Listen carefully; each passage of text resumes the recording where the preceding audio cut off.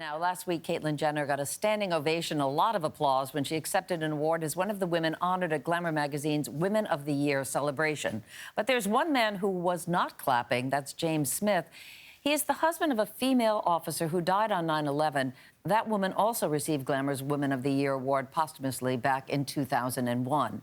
Well, Smith was so outraged by the news that Caitlyn Jenner received the award that he has since returned his wife's award. He sent it back to Glamour with a note that said, "Was there no woman in America or the rest of the world more deserving than this man?" referring to Caitlyn Jenner.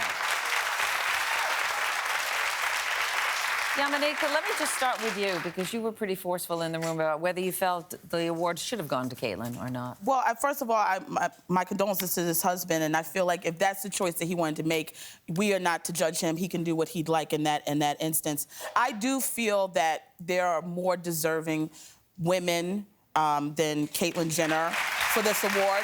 And even if we did want to honor someone in the trans community as a woman with this award, there's so many people, even like Divine, and, you know, there's so many women before him. This is just kind of like sensationalized with him too much. We might not have been there as a society before him to acknowledge somebody like Caitlyn Jenner, though. I know you're passionate of course. about. I mean, obviously, this person is dealing with his own transphobic feelings. It is what it is. But, I mean, I can't imagine losing my husband, you know, and so, you know, you deal with it the way you want to deal with it. But, I mean, this is classic transphobia. I'm sorry. Really? Why? I'm hearing It is.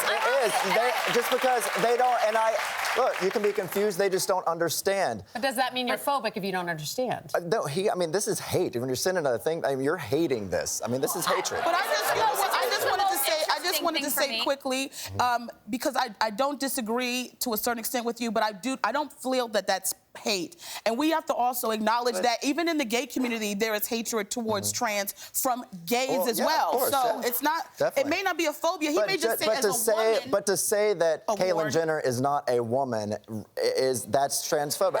And people will not agree with that or understand that. But if we are to accept that transgender women are women, this was a huge step for those women, just like the soccer team was a huge step in women's sports. I don't think he said that. But, I mean, but people are saying that he said this man, so yes, he referred to as a man. Jenner. So that's transphobic. To say a trans woman is a man, that's transphobic. I mean, it's just cut and dry. That's what it is. And just to further your point, I also think. And I know, and look, and I understand it. I know half the audience doesn't get it. I know. I don't understand it. Also, as a gay man, I don't understand everything about the transgender community either. But I'm trying to understand, and I'm trying to be sensitive to that community, and I wish we all could just be sensitive to the fact that if they think they're women, but it's still that they are women. Maybe it's the argument about transgender and whether this particular person deserved this particular award. But, okay, and I think then you're bringing it to, but then you're bringing it, then you're bringing it to being a Kardashian at that point. Right, and I'll tell you why I think that's the situation here.